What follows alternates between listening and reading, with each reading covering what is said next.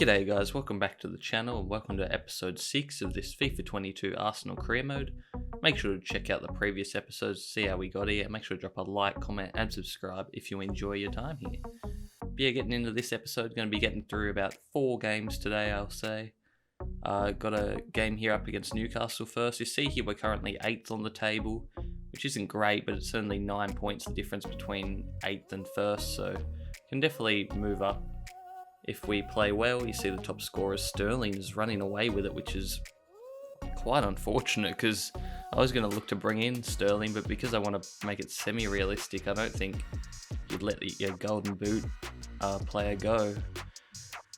But yeah, let me know what you guys think I should do with this team, because obviously we're not good enough to really make a title challenge or anything, but I want to try to get into that top 4, but it's looking unlikely at this stage.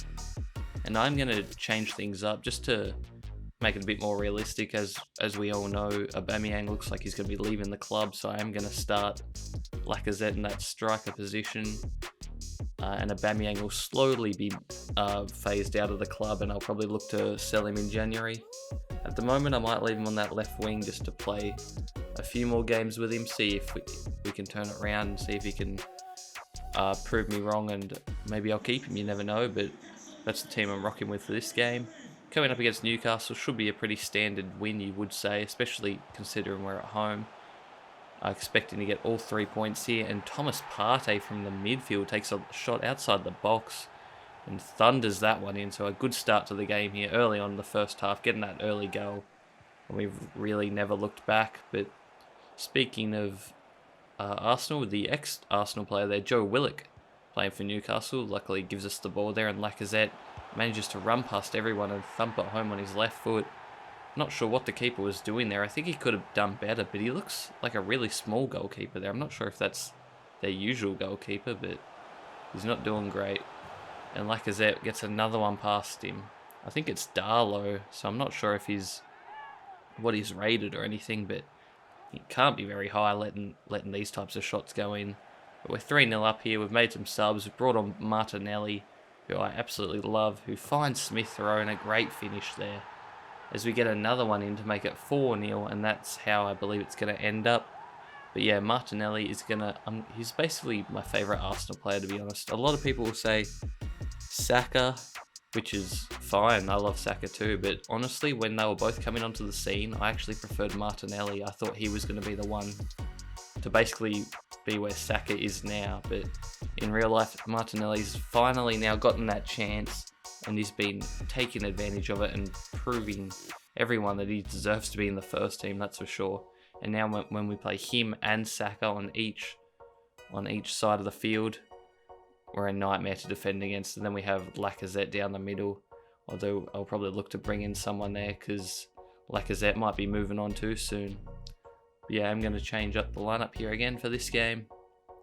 I want to try to get Smith Rowe involved more, but him and Ødegaard is a tough decision because I don't think I can play both, or if I do, it's not a very defensive lineup. But a big game here now coming up against our rivals, Manchester United. You see they've got the likes of Ronaldo, Rashford and Greenwood. Surprisingly, Fernandes isn't in the side, but maybe he's just on the bench.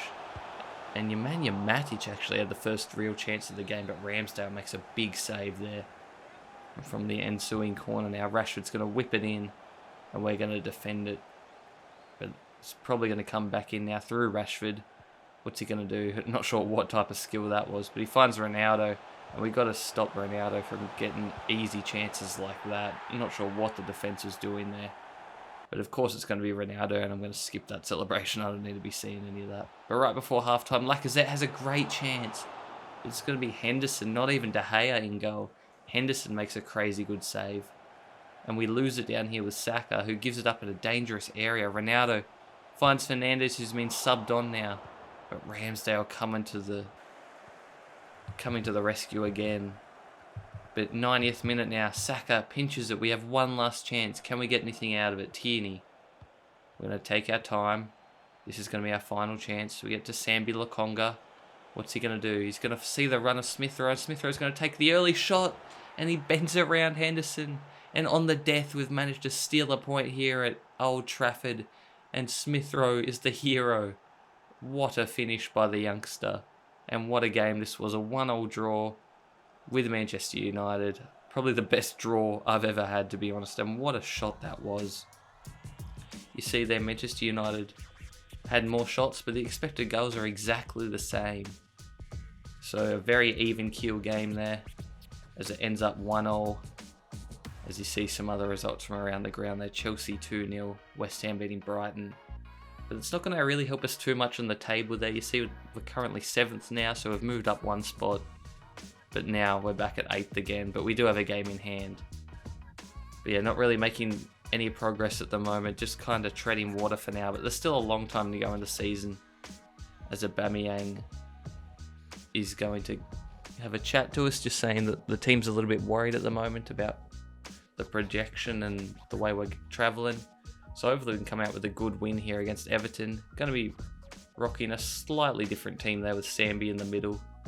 Hopefully he can get the job done. I do think he can be a good long-term squad player for us. Doesn't look like he's going to be a superstar or anything.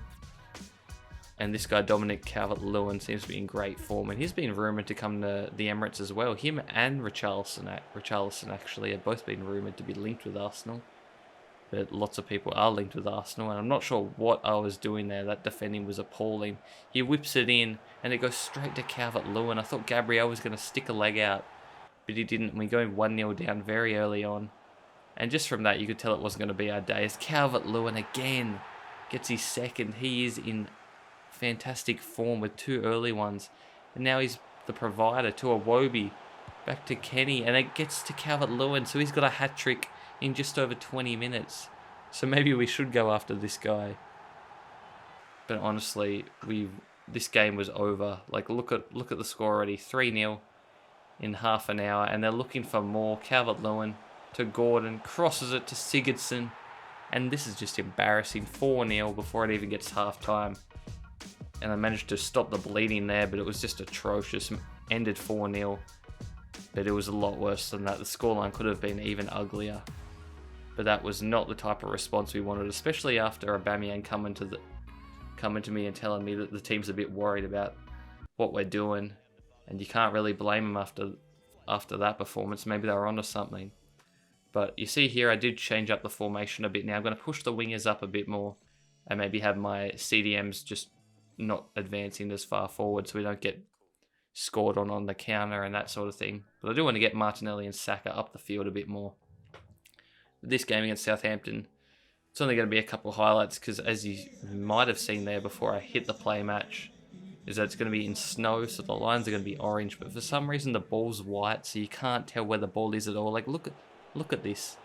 It's bad enough watching, let alone playing this game, and I didn't really want to quit and restart and that sort of thing, so I did manage to play through it. But you see there, Nathan Redmond scores there early on in the second half, and we just couldn't get into this game at all. From the corner now, it's going to be a crappy corner goal. Again, Gabriel in the vicinity, but just couldn't make the most of it and couldn't get his head on it, as we actually had more shots than them, more passes as well, and our XG was actually barely ahead of theirs, so we're really unlucky not to score in this game. But yeah, that's going to be it for this episode, guys.